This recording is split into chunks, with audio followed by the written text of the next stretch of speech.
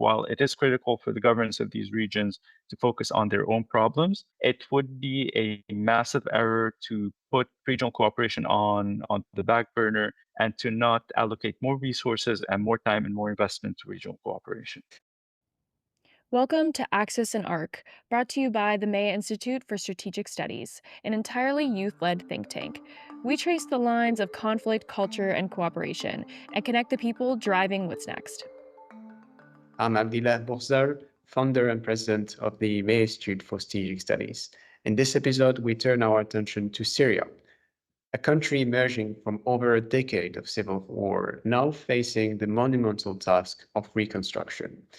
With the fall of Bashar al-Assad in December 2024, a new chapter has begun. But what does rebuilding look like when the blueprint is unclear, the leadership untested, and the ghost of neighboring Lebanon's tempt reconstruction loom large? Joining us today is Abdul Fattah El Cheikh, head of the MENA desk at the MEA Institute, to unpack the challenges, opportunities, and historical parallels with what will define Syria's post-war future. Abdul Fattah, welcome. Happy to be with you here today, Abdullah. Pleasure to share. So, Abdul Fattah, what does Syria's reconstruction look like today, 6 months after the fall of Bashar al-Assad? It is certainly very difficult to gauge the current situation on the ground in Syria, as you previously indicated. It's just been 6 months since the fall of the Assad regime, the deposition of Bashar al-Assad, who was the son of Hafez al-Assad, former president of Syria, who established the regime. So 6 months after the fall of a regime that lasted for over 50 years, it's certainly difficult to gauge the situation on the ground.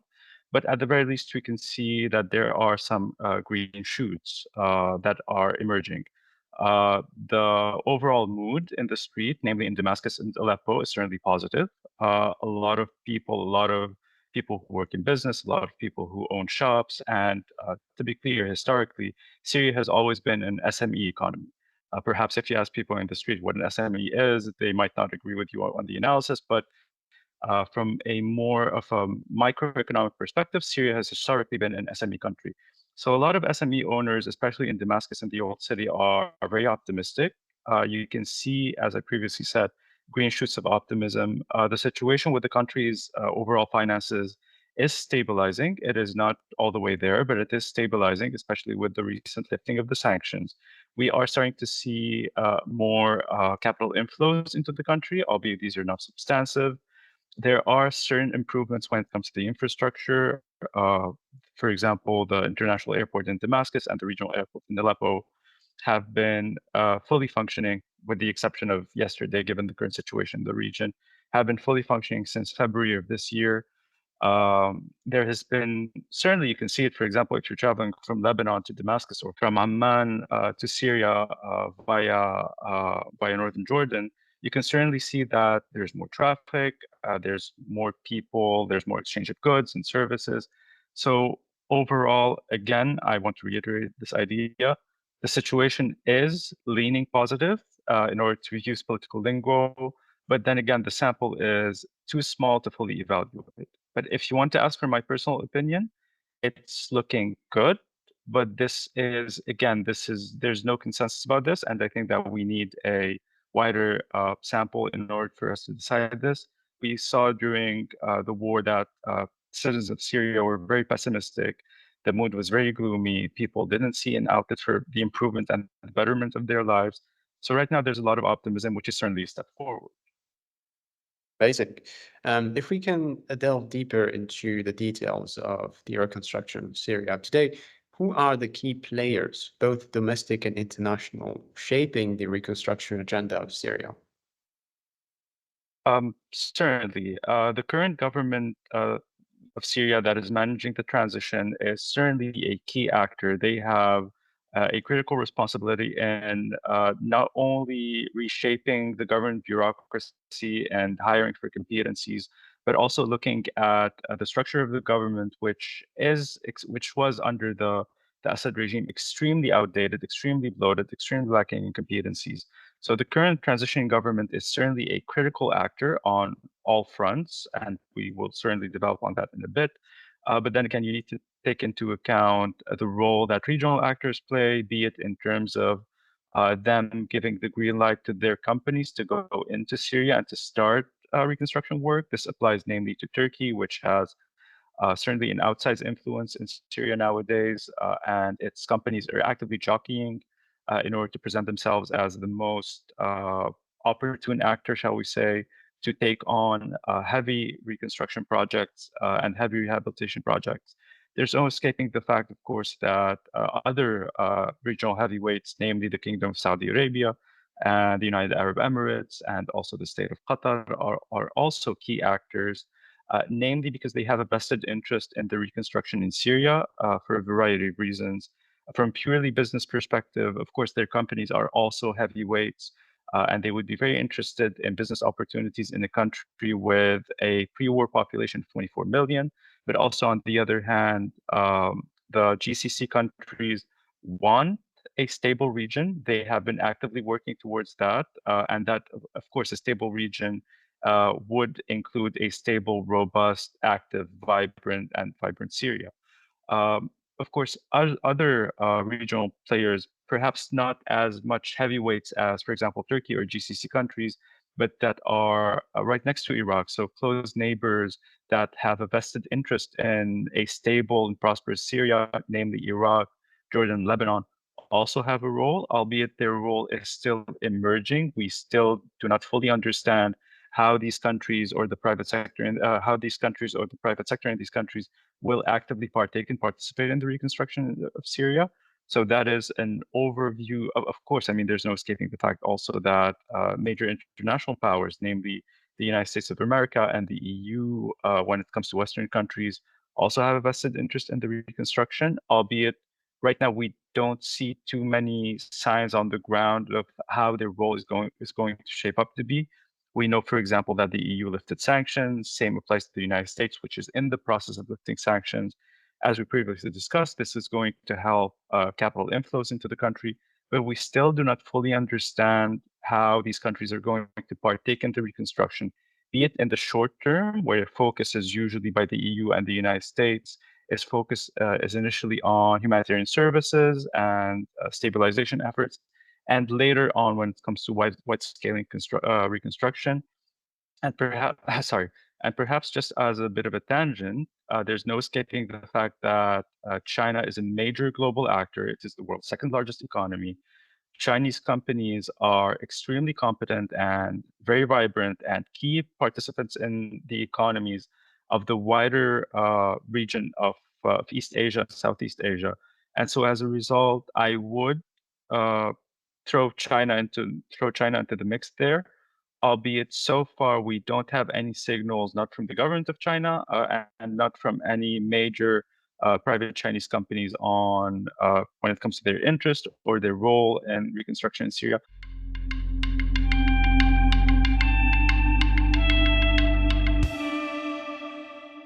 When we talk about reconstruction, we talk about capital. So how do investors are responding to the current political volatility in the region?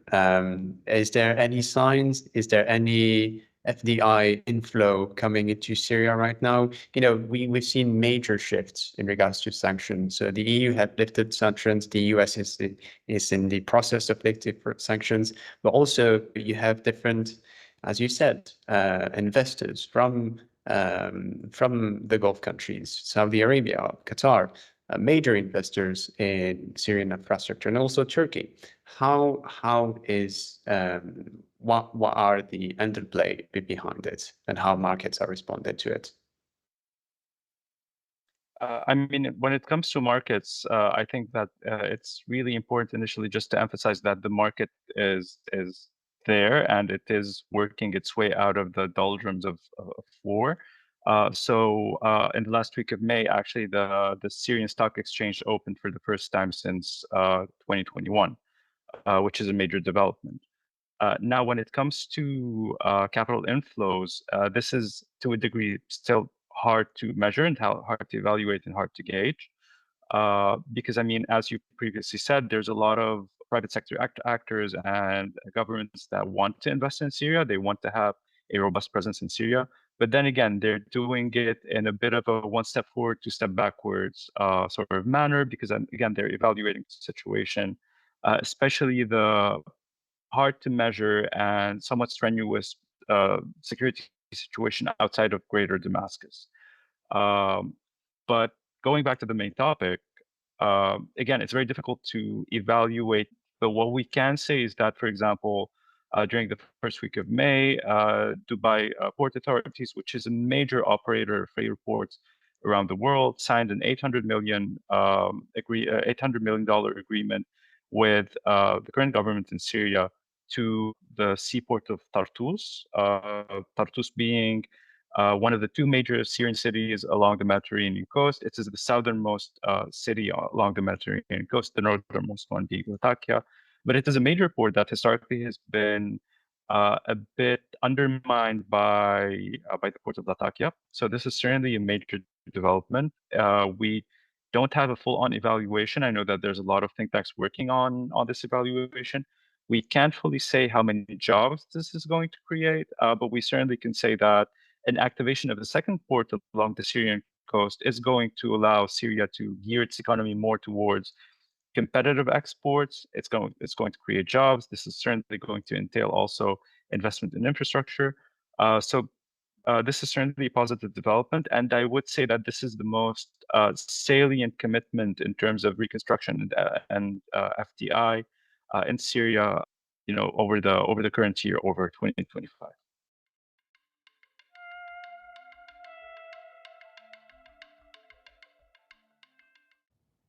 Here's something worth your time if you want to keep up with policy and what's driving change. Strategic Insights is MEA's free newsletter for emerging leaders and professionals who want to stay informed about the trends shaping diplomacy, security, and innovation in the Middle East and Africa. Each edition offers clear analysis and practical takeaways to help you cut through the noise and engage more deeply with the issues that matter. Just hit the link in our show notes or find us on LinkedIn at Strategic Insights by MEA. Thanks for tuning in, and now let's return to the conversation.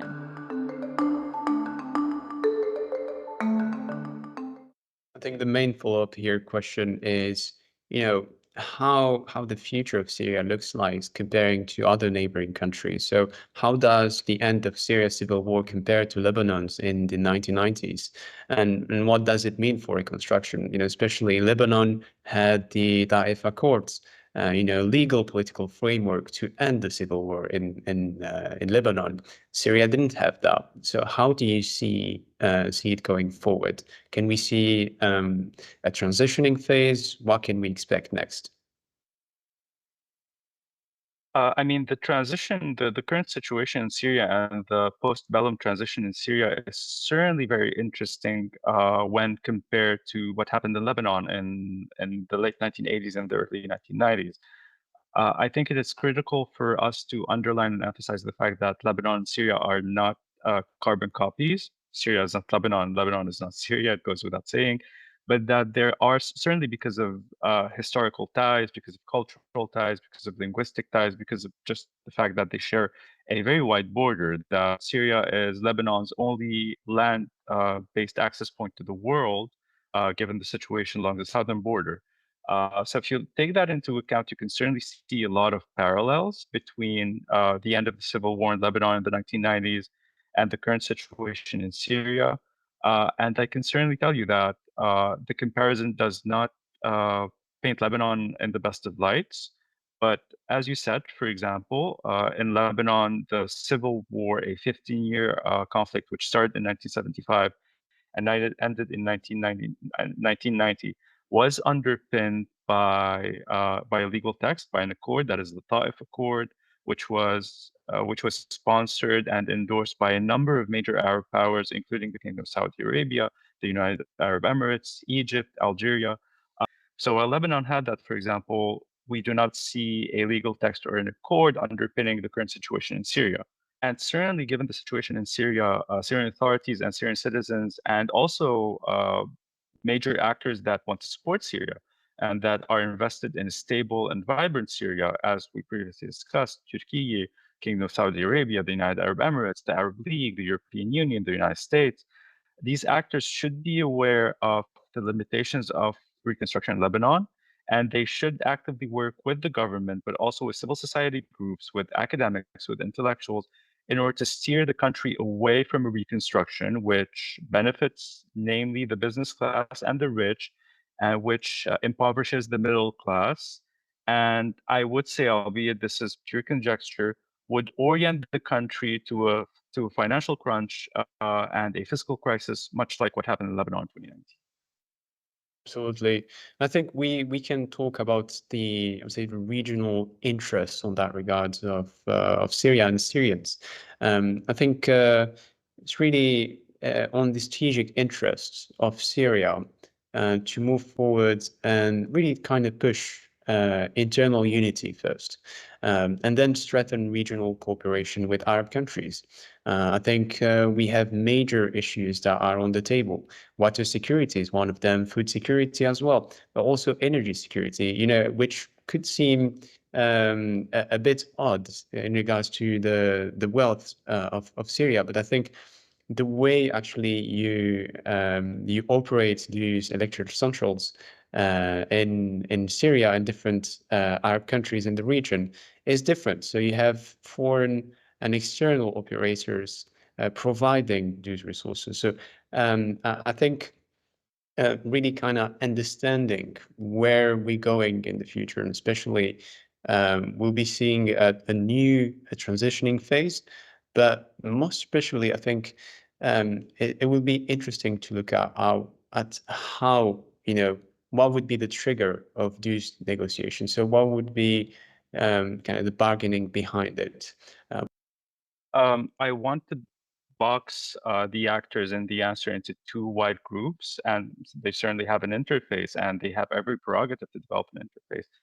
And so one of these groups are the governments of the countries in the region, and the other is, as you rightfully indicated, civil society organizations and activists and nonprofit organizations.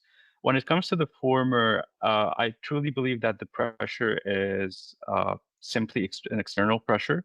I believe that all governments across the region are fully aware that there are a lot of, by external, I don't necessarily mean political, but they understand that there are external pressures and that these are variables that are not within their control that they need to deal with and address. I mean, the pressure on resources, especially when it comes to water resources, is namely the result of climate change. The region has, starting in the 1990s, seen decreasing precipitation, which of course increases the risk of desertification, but also crop failure. And of course, agriculture is critical in the region, especially because of the importance placed on wheat, which is the staple crop of the region, has been for over 6,000 years. So of course, there's a lot of pressure when it comes to, again, external elements, namely climate change. The energy transition is critical. You're talking about countries adjusting for the variable of the war in Syria. You're talking about countries where the fertility rate is still fairly robust, especially if we compare it to other countries in the world. And so as a result, this is a growing population that would need resources and that would need food and energy in order to sustain its growth. I'm fully aware that the governments in the region are aware of these challenges. It's just that the issue is at times understanding how to tackle these challenges, understanding how to develop policies that would address these challenges. And of course, if the challenge is crosses the border, how do you work with regional partners and with neighboring countries in order to address these challenges? And this is where I truly believe that civil society organizations, technical experts, and activists come into play. They can serve both as the main driver of when it comes to evaluating a challenge and proposing technical solutions and policies that allow for addressing the challenge. And they can also allow the government to better understand the challenge from the people's perspective, so that any solution they come up with is equitable and doesn't lead to any adverse side effects or any collateral damage. So basically, it is up to civil society and to civil society organizations to actively work with the government in order to implement policies that do no harm. And once the government steps in, this is where businesses come into play. This is where the private sector can also be brought into the table to bring forward its financing of the solutions, but also its technical expertise in order to resolve the solution. If you look at it from the perspective, for example, of water resources, uh, eastern Lebanon, so the Bekaa Valley is very rich in water. It is a high plateau at almost 1,000 meters high, so almost 3,000 feet high. That is flanked on both sides by fairly substantially large mountain chains. You have to the west Mount Lebanon, the historical Mount Lebanon, and to the east the anti-Lebanon mountain chain, also known in Syria as the Qalamu mountain chain. And so in winter, when these mountains fill up with snow, and then when the snow melts, the Bekaa Valley acts as a bit as a reservoir. And so as a result, you have two major rivers by any standard that emerge from the Bekaa Valley.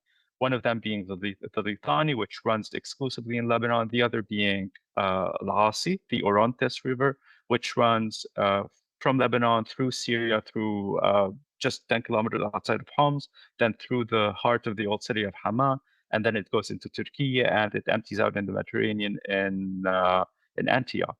But if you look at this historically, neither Lebanon nor Syria have fully exploited the river. Lebanon doesn't have a single dam on the river, and Syria also, with the exception of the historical Noiras in Hama, really also doesn't exploit the river. So if you look at it, just the situation surrounding the Al Asi River, the Orontes River, is a major outlet, is a prospective major cooperation between Lebanon and Syria, where constructions of, say, dams in Lebanon would actually be beneficial to Syria because in the case where you have more precipitation than expected or there's a risk of floods, you can control the flood from Lebanon rather than building dams and dikes in Syria and needing to control the crisis when it gets there. That's an example. That's an example. On the other hand, the flow of the river is actually stronger in Lebanon because the inclination is more steep in Lebanon, and so as a result, building hydroelectric power stations in Lebanon would be more efficient when it comes to extracting power from the river. And so producing energy in Lebanon could allow for this energy to be dispensed not just in Lebanon, but also for it to be dispensed through the grid in Syria. So this is an example of how the countries can cooperate when it comes to resources. Also, this of course applies to a number of tributaries of the Jordan River in southern Syria and southern Lebanon.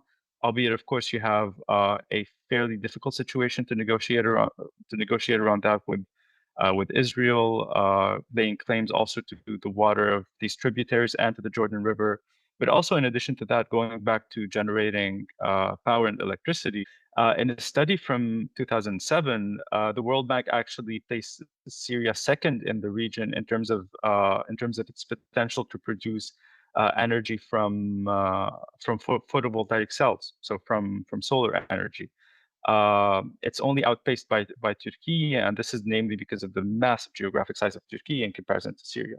So again, if you look at it this way, this could provide an incentive to countries like Lebanon, Jordan, and Iraq to invest in building these solar farms in Syria, where the potential is high and where electricity productions could be very high, and then connecting their own grids to these production facilities that would provide everyone with clean, sustainable energy to feed their energy needs and their growing populations and their economies, which are in the process of recovery. So certainly, there's a lot of outlets to cooperate between these countries. The three main actors on the table should be, of course, it goes without saying, the government of these respective countries, civil society organizations, activists, and technical experts, and last but certainly not least, the private sector, which should be actively incentivized to invest in improving ties and in cross-border projects and operations. Do we have a grand strategy in the region? And I think something that is very much important is to start building that strategy, that ground strategy from the bottom up. I think it's a grassroots initiative. How we can build it is, well, through youth investments. Youth are a major actor in the region. There is an important share of it. If we compare Middle East and Africa, 65% of the population is under 30. in the region. I think that's a number to really underline. But really, is there a grand strategy in the region? Do they kind of see where they're going or where they want to be in the next 30, 40, 50 years? Uh, at the moment, I think it is pretty safe to say that it is very difficult to see or to detect or to triangulate on what you call the grand strategy. The governments in the region are dealing with their own massive challenges, which would see them, and this is by no means absolving anyone from responsibility, but which does see them put regional cooperation and long-term investment on the back burner, regrettably. As you know, we've discussed this extensively today. The current government of Syria is dealing with a transition. It is managing a fraud security situation in the country. It is actively attempting to present itself as a trustworthy and credible government that is represented the Syrian people, which means that regional cooperation hasn't been very salient on its radar. Case in point, I mean, there has been a number of border clashes between armed personnel in Lebanon and groups affiliated with the current security groups affiliated with the current government of Syria. And yet there has been no diplomatic exchanges between Lebanon and Syria after the new Syrian government emerged from the war in December of last year. In Lebanon, also, after the last very devastating Israeli war in the country, the current government is dealing both with internal pressures pertaining to reconstruction, pertaining to people who are still displaced from their homes after the war, but also with external pressures pertaining to the domestic situation in Lebanon and Hezbollah's armaments. If you look at it also from Jordan's perspective, Jordan has been dealing with an economic crunch, with an economic slowdown that was exacerbated during COVID, and Jordan's actually one of the countries that hasn't been endowed or isn't included in the countries that have actually benefited from the post-COVID recovery. And I mean, Iraq is a bit outside of the scope of analysis, but as we all know, Iraq needs to deal with issues pertaining with the distribution of national wealth, with a very frustrated youth, with youth unemployment, among other things. So if you look at it, and it makes sense for these governments to prioritize getting their house in order, doing some housekeeping, before they set their eyes on regional cooperation. However, that does not negate the fact that each and every country in the region has a lot to gain from regional cooperation. There's certainly more than the sum of their parts. There's certainly a lot of synergy points in the region. And so as a result, again, emphasizing the point, while it is critical for the governments of these regions to focus on their own problems, it would be a massive error to put regional cooperation on the back burner and to not allocate more resources and more time and more investment to regional cooperation. Absolutely. I mean, on that regard, maybe it would be a follow-up question. But going back to the reconstruction process, so what could be the mechanism, to ensure transparency, accountability, and citizen participation in the rebuilding of the new Syria? Um, This could sound a bit overly simplistic, but I'm a full-throated believer in publishing public accounts online and allowing people to look into these public accounts, to review them, to inquire about them, and even if needed, to file lawsuits if they find that there's anything that is discrepant.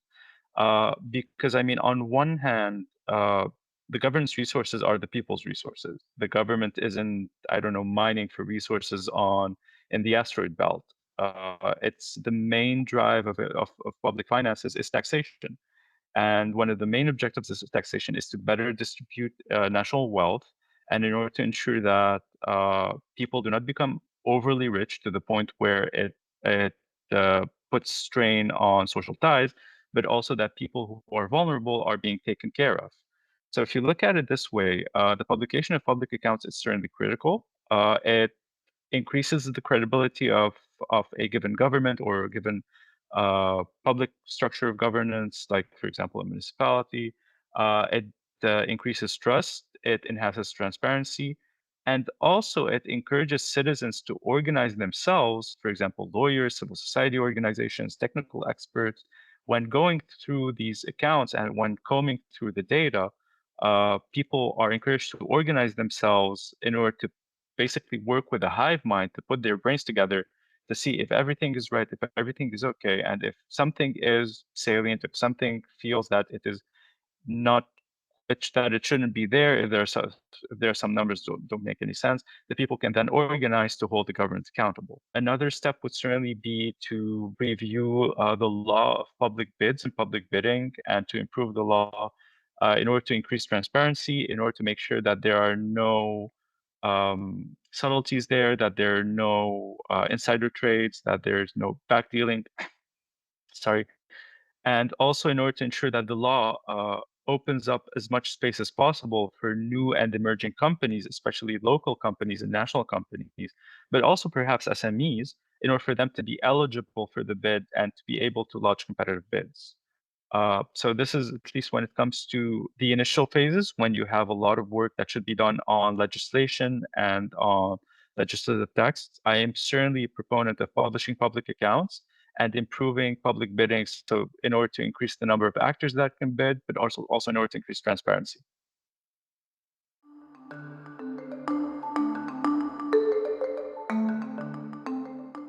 And maybe to conclude our sessions today, um, what would be next for Syria? So what can we expect in the coming months or years? You know, the geopolitical situation in the Middle East is increasingly volatile with different factors, different elements, conflict around the world, and also, you know, different problem and different spheres of powers. So on a monetary level, on a political level, but also I would say I would call it on a strategic level. So what can we expect next for Syria, and what would be Syria's most strategic move going forward? Certainly. I do believe that while the situation in the region is very tense, borderline explosive, I would say, we could certainly expect an improvement in the public finances in Syria for two main reasons. One of them that just emerged over the weekend. The first one is, as we've previously discussed, and as colleagues in the institute have developed upon extensively, is the lifting of international sanctions. This is going to allow for more FDI, for more uh, capital to flow into the country, namely from, as we previously discussed, Turkey, but also the Kingdom of Saudi Arabia and the United Arab Emirates and the state of Qatar and other perhaps countries that are members of the Arab League. This, we hope, is certainly going to have a positive impact on public finances. This could lead also to a lifting of restrictions on withdrawals from public accounts. The current government imposed restrictions on withdrawals and caps on withdrawals in January of this year. So once there's more money, there's more liquidity in public accounts, we're pretty sure that these limitations are going to be lifted. That means that the average Syrian citizen is going to have more money and they're going to have more money in their pockets, which means that there's going to be more.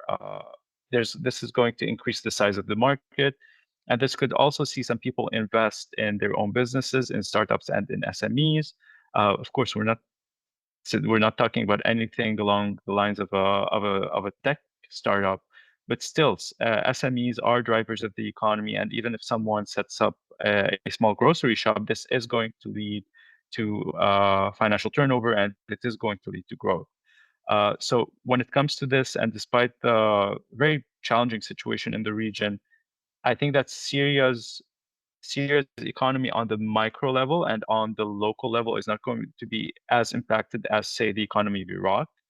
But also on the other hand, and this is perhaps a blessing in disguise, the current situation, given an increase in the prices of oil over the past couple of days because of the situation in the region, this will very likely positively impact the public finances in Syria. Syria's export sector is heavily dependent and has always been on exporting hydrocarbons, namely oil. Syria, Western Syria isn't very rich in oil, but northeastern Syria, so the area northeast of the Euphrates River, is very rich in oil, and Syria has always been very dependent on that region for its own energy needs, but also for exports, namely geared towards Turkey.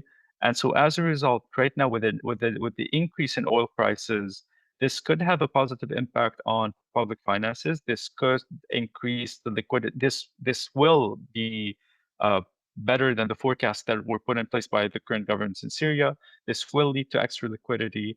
And so as a result, this will give the government of Syria more investment opportunities. It's just that right now we are not sure about where these priorities lie. And so as a result, it is very important to continue monitoring the situation and for civil society organizations, but also for nonprofits and for private sector actors to continue to advocate with the government of Syria in order to better shape and better mold its investment priorities. But in short, more finances, more capital inflows resulting from an increase in the price of oil will certainly give the government of Syria more elbow room when it comes to not just more investment, but also better investment, better targeted investment. Absolutely. And what would be the strategic move? So, what sectors the Syrian government could invest in, or what kind of efforts it could reorient it to deliver to the Syrian people at the end, and also strengthen regional cooperation? I mean, in the case of Syria, we're dealing with a fairly classic case of reconstruction, and when you're dealing with a reconstruction, it is highly recommended that the initial drive of investment is geared towards infrastructure. Syria's infrastructure, be it when it comes to transportation or electricity or water or other forms of infrastructure, I mean, this has been completely and utterly destroyed during the civil war. And so as a result, and taking into account that infrastructure is centered on projects. So you have a starting point, you have an end point, you have an allocated budget that you cannot go beyond this budget. You have fairly robust monitoring mechanisms when you have an infrastructure project. In addition to that, in comparison to other forms of investment, it is fairly limited in terms of time, and it yields dividends. Your return on investment is fairly high, and an infrastructure project returns its cost in a fairly small amount of time. In addition to that, infrastructure projects create a lot of job opportunities across the supply chain, all the way from the board to the engineering room to people on the ground working on building the project proper. So initially, at the very least, and say over the first 1 to 2 years, it's highly recommended that the government of Syria invests in infrastructure. As we previously said, the airport in Damascus and the airport in Aleppo are functional. That doesn't mean that they cannot be improved and developed and expanded so that they can serve, for example, as regional hubs for one of the major Gulf carriers. And the major Gulf carriers have always had an interest in the market in Lebanon and Syria as a secondary hub or as a regional hub. So there's that. The main highway that links Damascus with Aleppo via Homs and via Hama, but also to the Syrian coast, is devastated, and so as a result, uh, improving the highway and revamping it is certainly a priority. This is going to increase trade. This is going to increase internal tourism. Even this is also going to encourage some private sector actors that are based in Lebanon to invest more in Syria because they know that their access would not be hampered. So this is certainly something to look at. But yeah, initially, at the very least, investing in infrastructure is a safe bet. And of course, the private sector, but also civil society organizations and activists and uh, subject matter experts should work with the government of Syria in order to steer and guide its investment in infrastructure. Absolutely. Abdel, thank you very much indeed. If we may take three takeaways from our conversation, it'll be first, strengthen on a micro level the internal capabilities of Syria. So on a civil society level, and also on main political bloc. On the other side, we have the economy. Major investments into the economy needs to be made. Major investment on infrastructure, and also different pipelines of the economy. The second take will be strengthen regional unity. I think that's an important take for the strategic interest of the region and also the strategic interest of Syria.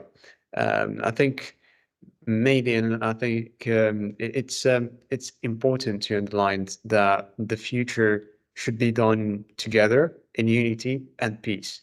And I think that's an important way for having a long-term sustainable peace within the Middle East. It should be done internally. So the more we internationalize the problem or the challenges in the Middle East, the longer it will last. I think having micro level solutions, grassroots solutions are key to resolving some of the most prominent challenges facing the region today. And most importantly, it's all about participation. It's all about transparency and being able to involve different factions of society. Youth are one of them. They represent a major part of not only Syria, but mainly the whole MEA region. The future is bright, is positive, only if we invest in it. So it needs to be, if we want a bold future, a future of innovation, we need to take ownerships of, well, sure, our positions, but then mainly of knowing where we're going, having a clear plan, a clear vision, and most especially, I have good hopes for the regions and good hopes for the people of the Middle East. It's always a pleasure being with you, Abdel-illah. Thank you for hosting me today, and looking forward to future discussion with you and other colleagues in the Institute to discuss other regional challenges. Thank you. Thank you for listening to Axis and Arc, a production of the MEA Institute for Strategic Studies. At MEA, we're committed to fresh perspectives and practical insights on diplomacy, security, and innovation across the Middle East and Africa. If you enjoyed this conversation, please follow, rate, and share this podcast. And don't forget to subscribe to our Strategic Insights newsletter for more analysis straight to your inbox. You can find all the details and more ways to connect with us in the show notes. Until next time, stay informed, stay engaged.